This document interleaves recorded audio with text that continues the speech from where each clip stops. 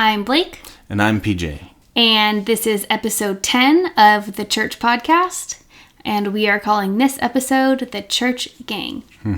So, the premise behind this episode is to kind of talk about how it feels to be a part of an unhealthy church environment. Church should feel like a family where you love people, you love each other unconditionally, despite their faults. My mom will always be my mom, and a church, I think, should feel like that. That's my opinion. I think what's confusing is that it seems like that's what it is, and it feels like that's what it is. If somebody were to ask me a couple of years ago if I considered them to be like family, I would of course say yes. I would say I have their back no matter what. They're going to be my friends forever. We're going to die of old age on a porch swing together. I would say all of that. Yeah. And I do believe that most people felt like that. I know that I truly felt like that. Not everybody felt like that. At times, I did feel like that. I think at the most important times, I didn't feel like that. It felt like a gang, not a family. Right. And the reason for that is, when you're part of a gang, you're loyal to the gang only. There's other gangs, other churches, but you're not friendly with them, especially if they cross you. Then you're enemies. And if you're fraternizing with the enemy, then you're the enemy.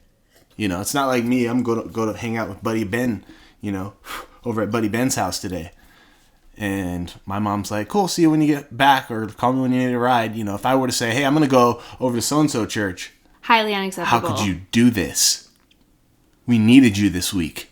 I feel like the correlation happens between the church that we're a part of and the gang mentality is that they're loyal to you as long as you're loyal to them. And their loyalty that they expect from you is 110%. And so when we did what we did, the pastors and everybody else on the leadership team took it personally, as if we were unloyal and unfaithful to them, which I was unloyal and unfaithful to one person, not to 20 people. Yet, I got treated like I was unloyal and unfaithful to 20 people.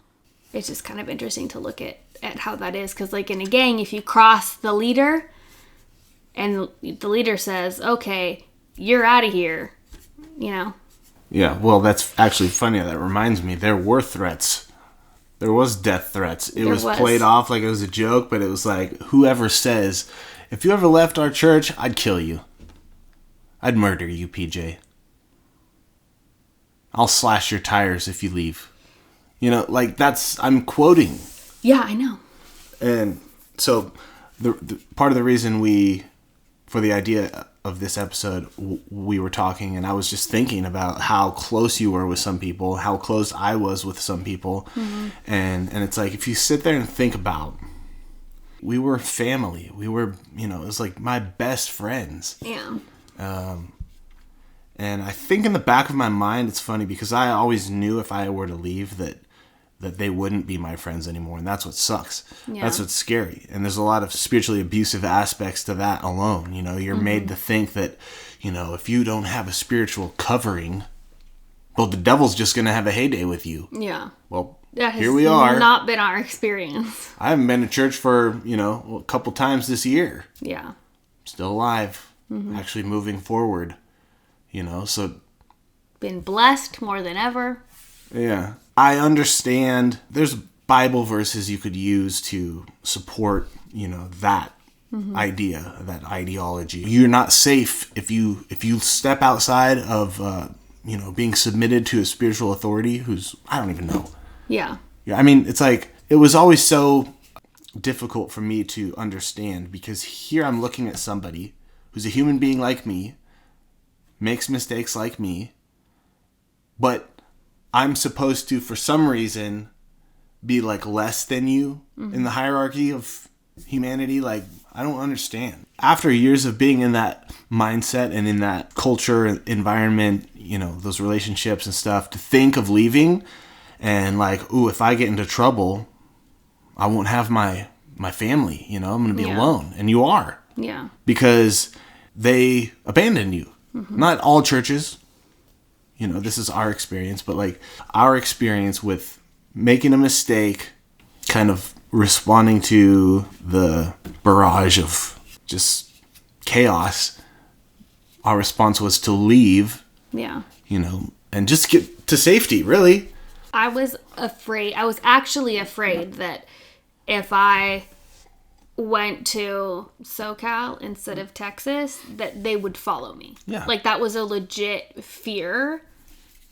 I had to take a tracker out of my car. Like, I was actually scared that they would come after me. And not that they would necessarily kill me, but I don't know what they would have done, but there wasn't a single doubt in my mind that if I came to an address that they knew, that they would be shortly behind me. Keep in mind, we have gone through all these things together, said, you know, loving things together. And they could probably say the same thing about us, just to put that out there. We're not like, I'm not like saying, oh, like, this is the way it is. You know, this is my perspective, and they've got their own perspective. That's fine. They can share that if they want. But from my perspective, it's like I have terribly assaulted someone in a way, hurt them, betrayed them. And now all of my friends are like against me for nothing that I did to them. That's like, you're on the outside of the gang and you're in danger because you stepped out of line. Yeah. You know? So everybody go get him. I mean, I got one text message that started off with my address and said, I have your address. I'm sending the guys over if you don't do so-and-so, such and such, you know, stuff. And it's like, I'm just go ahead and screenshot that because that's actually illegal. You can't tell someone you're sending the guys over. And that's what is interesting too. Another aspect of how I feel like that in a gang is parallel is that gangs think that they're above the law. They break the law, bend the law all the time to accomplish whatever they want. And that was something that even in small things like games or even sending that, like, you can't actually do that to people. You know, that's definitely bending the rules a little bit. And so that's another thing where I feel like it's just so crazy how similar, like, that mindset is. They're not murdering people, so, you know, they're different. But the principles are very similar. So here's the definition of gang. An organized group of criminals arranged together to work in coordination. An organized group of criminals. Like, think about what you're saying. Like, everybody breaks the law a little bit in some ways, you know. I wouldn't say everyone breaks the law. Everyone breaks the law. I mean... Oh, like texting and driving or... Yeah, I mean, little things. But, you know, threatening people, taking their firearms and locking them up, forcing someone to go to church against their will. Those are crimes. And that's what happened there. Among many other things. Let's just use those, for example. Those are the most recent. Yeah. They're willing to do whatever they think they need to do to accomplish whatever they believe is right. Despite, you know, what someone's saying to them point blank. Despite what the law says. And despite what the Bible says. It's like, essentially, they have created a atmosphere where not only are they above reproach or seen as above reproach, but they're above fault. They can do anything they want. The people are living in such fear of them that they will not call them on their bullshit. Right. So when everything happened with us, they got all of the main church leaders together for a big meeting and told everyone what happened. So like 20, probably 20-ish, 25 people together, and told them our personal business. You and I were not at the meeting. My ex was there, but still, like, that's our business. And the senior pastor wife is telling the whole team our stuff. And then after that, we start getting messages, you know, like, how could you do this? Blah, blah, blah. And I wonder if anybody in the meeting was thinking, okay, so PJ and Blake did something really bad. We all know them. They're our really good friends. Are they okay? Has anyone checked on them? Why did they do this? Are we going to love them, or are we just going to get told to all send hateful messages because they need to feel the weight of their sin? Well, I feel like it comes down to the subliminal mission. You know, the mission was to make history. Change lives, impact the world, and make history. Change lives, impact the world, and make history. Well, I guess they did accomplish that. They did. In ways, like, changed our life. Yep. You know, but the underlying theme there is very negative, you know, because in situations where, say, for example, like, I mean, you step out of line, or you do something that's seen as outside of a leader's behavior, you get in trouble. Yeah. Instead of mercy and grace and love, the most powerful things, you get guilt and shame. Yeah. And threats. When people do something fucked up, they know. I don't need anybody to make me feel more guilty than I already do. Yeah. And you know what? That makes them care even less about making amends or, like, trying to change their behavior in the future, in some cases. But it's like they talk about in that teaching your kid thing, disciplining your kid, putting them in timeout. Can you think of a time where you put your kid in timeout and they actually sat there and thought about what they had done, and like, I really don't want to be here again, so let me consider what I've done here. There's a certain age or a span of time where kids don't even have that ability to think about what they've done and the consequences, and even relate the two. Just speaking for myself, at the time of the biggest fall of my life, and I'm waiting for the closest people to me kind of to make a response, We initiated the discussion, confession, and all of that. And then I didn't really expect much, and we didn't get much. One of my best friends sent me a message of, I understand his frustration with me or his anger, but he's a church leader. He's touting himself as this person who's a representative of Christ. And he says to me, "Do you even feel bad?" Among other things, this whole fucking long text message. And it's like, do I feel bad? Let me think. Of course I fucking feel bad. Yeah. Do you think maybe there's some issues going on in my heart, in my life, emotions and whatever, that might have led me up to doing something like that? And that your text message to me saying, "Do you even feel bad?" Like, what is that supposed to do? Yeah. Okay, thank you for venting on me. I didn't do a damn thing to you. No. I mean, it's like the Bible says, like, judge not lest you be judged. You'll be judged with the same level of like judgment that you dump on other people. Obviously not that wording, but like, one thing I definitely learned after this, side note, is that I'm way less inclined to judge anyone. Oh, yeah. And just so you know, this podcast isn't judging anyone. If we were, we'd be calling everyone out by name. Yeah.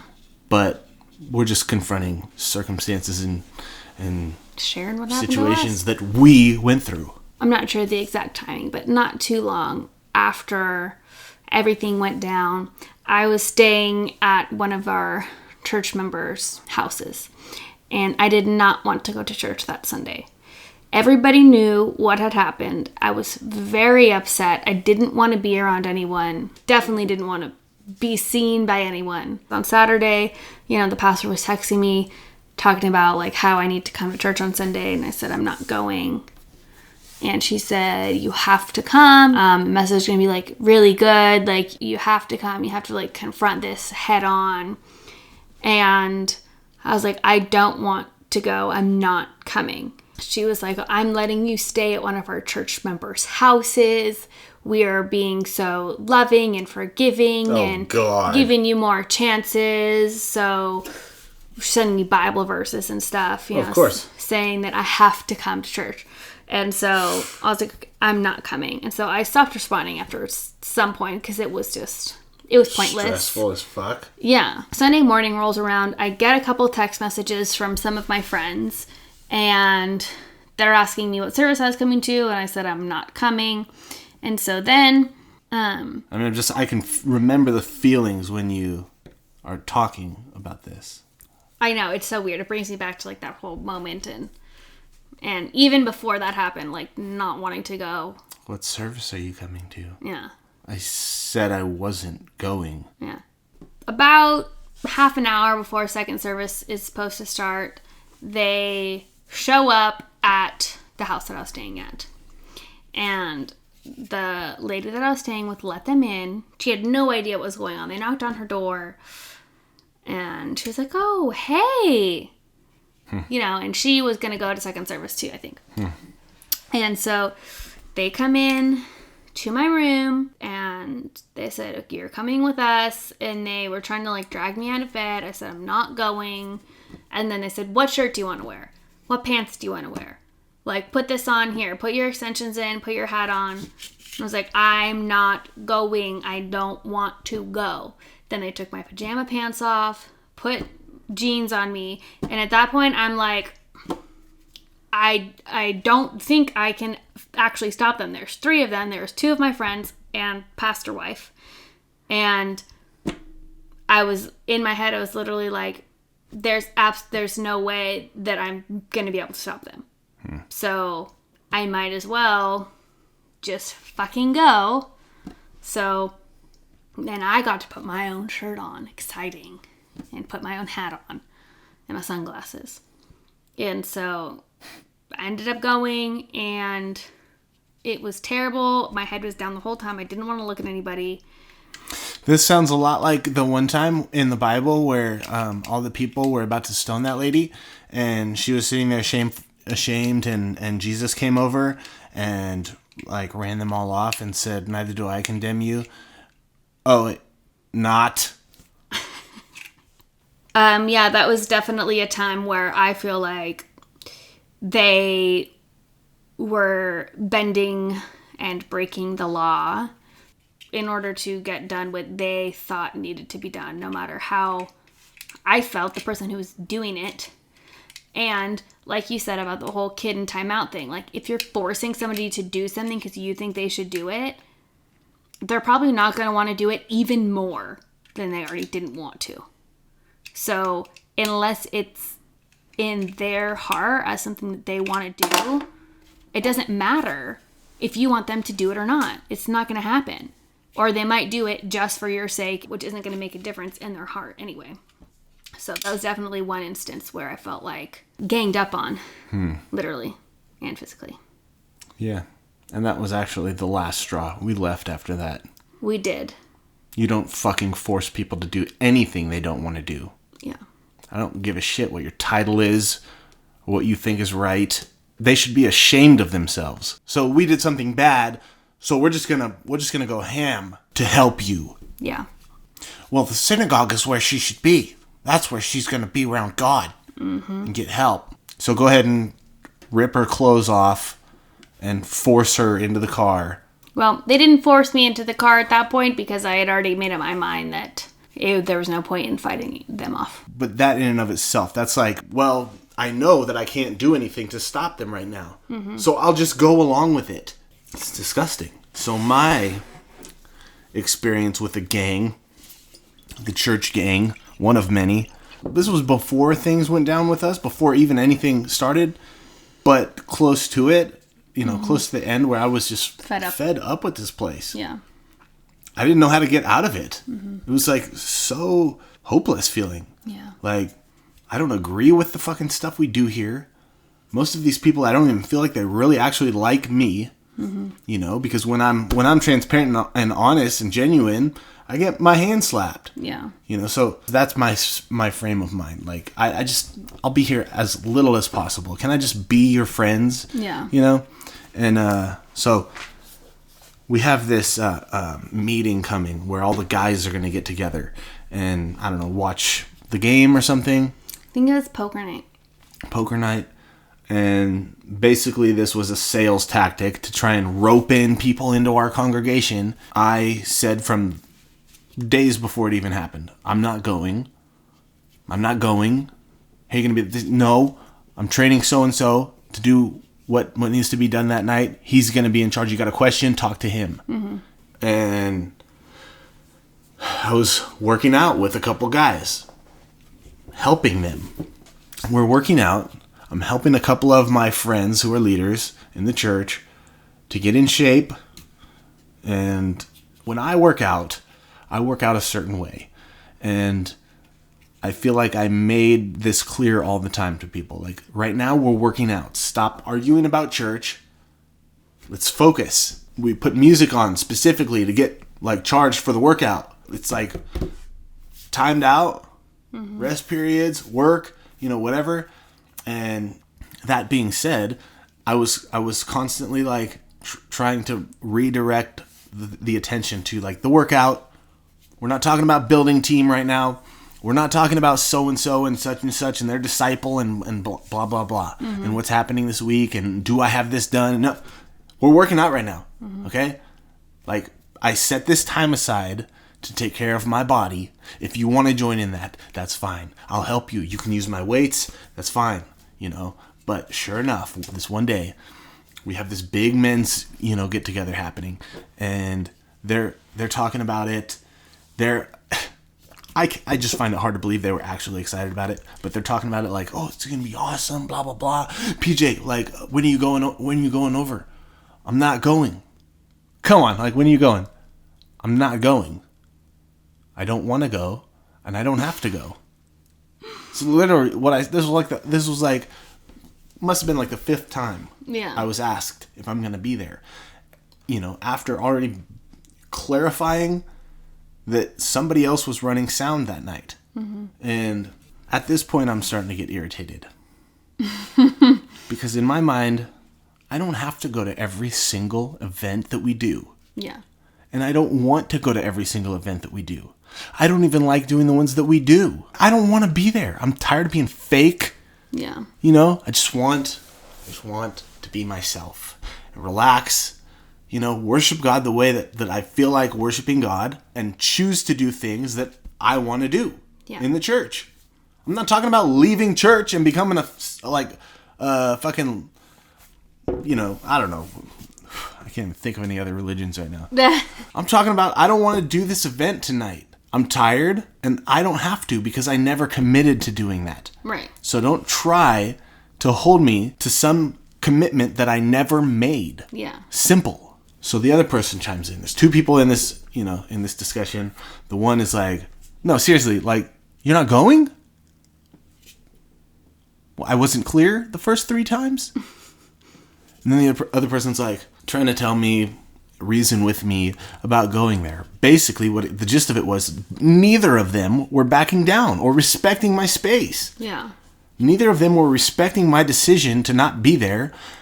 Neither of them were acknowledging that I took care of my position and had coverage. I didn't have to be there. Yeah. So now not only do I have to make sure my department's good, whether I'm there or not, but now I've put someone in a position to be able to cover me when I'm gone, and that's not good enough. And so the church ganged up on me. Yeah. And started talking to me about all this stuff, pushed me to the point where now I'm upset. Do you not understand? Like, I don't want to go there, and there's nothing wrong with that. Are you upset because you can't say no to things that people ask you to do and look out for your time and your energy? Are you upset that I'm looking out for my work-life balance? Is that what it is? Yeah. My work-life balance, and you can't look out for yours, so you expect me to be exhausting myself to the same level as you? And so I left that discussion on a negative because of them. Mm-hmm. And that's how it was most of the time. Most of the time. It was so frustrating. If you don't just say, yes, yes, yes, yes, ma'am, yes, yes, ma'am, yes, sir, yes, yes. Can you do this? Yes. Oh, yes, of course. Mm-hmm. To the best of my ability, with all of my energy, even if I lose sleep.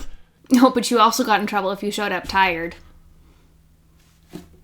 I mean, the point is, they tried to strong-arm me. Yeah. And that was something that happened all the time. If you're at church and you're maybe leading in the church, or you're a pastor, or you're a small group leader, or whatever, and you say no, and you have to fight just to be still on good terms with your superiors or your team, mm-hmm. after saying no, I don't want to do this, I already have plans, or I just don't want to go without explanation, yeah, your church is a gang, actually. Yeah. That's not right. Mm-hmm. So this has been episode 10 of the Church Podcast. If you like this episode, make sure to hit the thumbs up button. If you didn't like it, hit the thumbs down. And leave some comments below. And you can follow us on all the social media that we listed in the description below. See you next time. Yeah.